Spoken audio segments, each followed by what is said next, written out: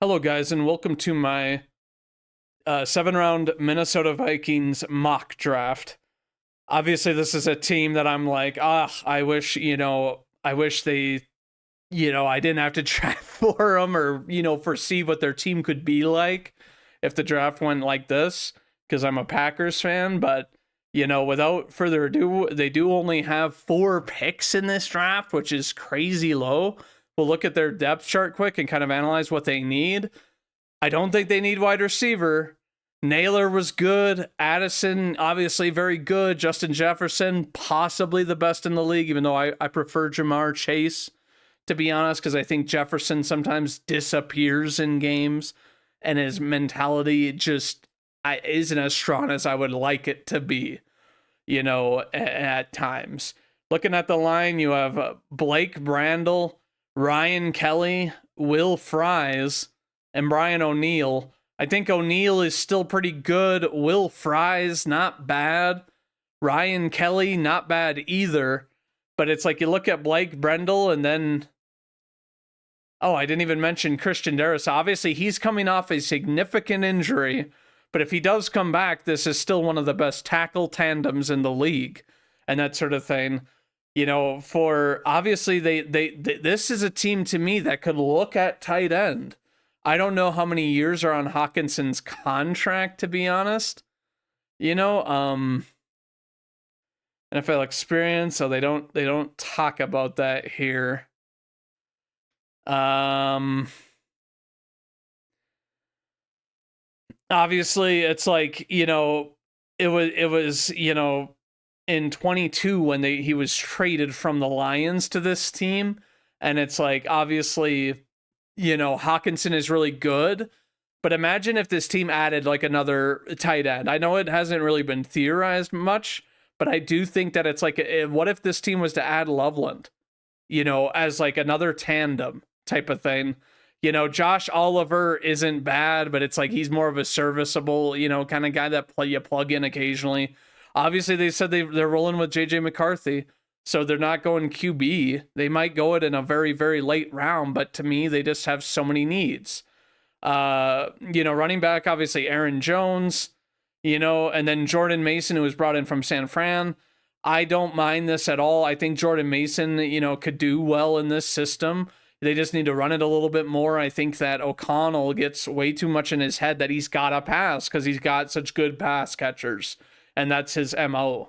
Looking at the defense, we obviously have Jonathan Allen, who came from Washington, obviously a good player for a long time, still very good, and it's like he's not even going to be like their primary pass rusher. They obviously have Grenard and Van Ginkel, and then Dallas Turner, who they obviously drafted last year. Very good plethora of pass rushers. And then it's like you have Blake Cashman and Ivan Pace Jr. at middle linebacker, very solid. They bring in Eric Wilson, who they had on the team before the Packers, and then the Packers decided not to re-sign him.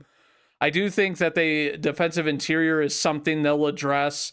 Not that I have a problem with Harrison Phillips, but it's like the lack of talent, from some of these other spots is concerning. I do think they'll go corner as well. I think Byron Murphy, huge re-sign, obviously. Mekhi Blackman, still yet to be seen, kind of, and then Isaiah Rodgers from Philadelphia, and in a very makeshift DB room. Harrison Smith, very good. They could draft safety as well, but I think it's like with the limited amount of picks that they have, it also wouldn't surprise me if the Vikings, are trading back, type of thing. So looking at who's available still, we have some players, that you'd think, would be very, very, very good, and that sort of thing. Josh Simmons of the Packers, that leaves Kelvin Banks here. I've been seeing Hampton go here a lot, but I honestly think that like this is a team that doesn't need to draft a guy like this. And it's like, perhaps they don't go Banks. They think that they're going to be fine there. Maybe they also go Walter Nolan here. They obviously don't need an edge. Halfback kind of makes the most sense. But it's like defensive interior, I would say you're going Walter Nolan, much to my dismay. Right here as your biggest need. Yeah, our second biggest need after running back. Compensatory right here. We do have Devin Neal, who is moving up. I am going to draft him to this team, actually. I think that, looking at who's available right here, it's kind of one of those things that it's like, else would they really go, right here? Damian Martinez, who I just drafted to the Steelers, I think is nice, but I think Devin Neal he kind of, fits the mold of a workhorse back and is young enough that it's like, even if he doesn't play a ton this season, you can work him into the rotation. And so we draft this gentleman. And I mean, not to knock on wood, but Aaron Jones, was fully healthy last year, but he does have injury concerns and he's getting up there in age, which is always a consideration by teams of like, what is our depth situation looking like at certain positions? Moving on to round 5 and the third out of the 4 picks, I'm looking here and I'm kind of thinking like, this looks like a spot where, potentially you would trade back or something like that, because there's not really hardly anybody here of a position of need. Billy Bowman, I think safety is a need. Is this a guy that they would go for? 5'10", 200, stocky. Missed tackles crazy high. Coverage is really good. Forced incompletion isn't anything special. So I don't know, first look, his tackling woes, coverage defender, big time. So it's like, they could draft this guy and they're just going to have to make sure that he's always in coverage. Obviously, Harrison Smith, great at playing the run, honestly plays kind of a linebacker safety type role with his age and his experience.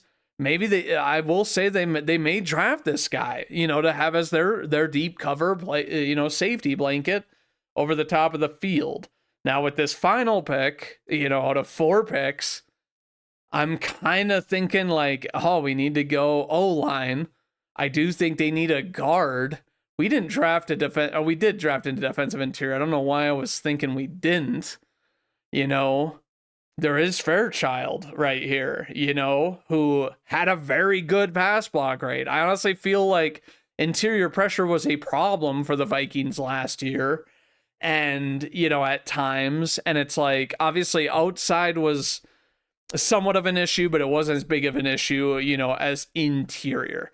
So we're going to go ahead and we're going to draft Fairchild, and that is going to be our Vikings draft. I know this one was crazy quick, but there is only 4 picks here.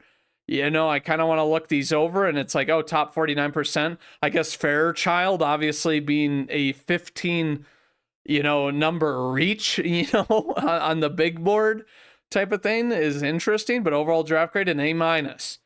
But like I said, it would not surprise me if the Vikings trade out of this pick, as it just, to me, it does not make sense for them to not store up on certain picks. Not that this team has a ton of needs, but it's like, unless you hit on every player, you're more than likely trying to look for some starters, maybe not halfback, because you could do Aaron Jones and Mason next year and mold your halfback or something like that, or have him have a lesser role while he learns the offense or something. But it's like, Walter Nolan is a plug and play. This Billy Bowman Jr. could definitely be possibly a plug and play if his coverage is really, really good. And then it's like Fairchild, potential plug and play when your guards are Blake Brandel and Will Fries. I think Will Fries could be fine. But like the other thing about that is he came from an Indianapolis O-line that was pretty good, and like only the shoddy quarterback play was kind of holding it back at times, but tell me what you guys think, who you would draft if you're a Vikings fan. I'm not going to flame you as a Packers fan, but as always, go Pack, go.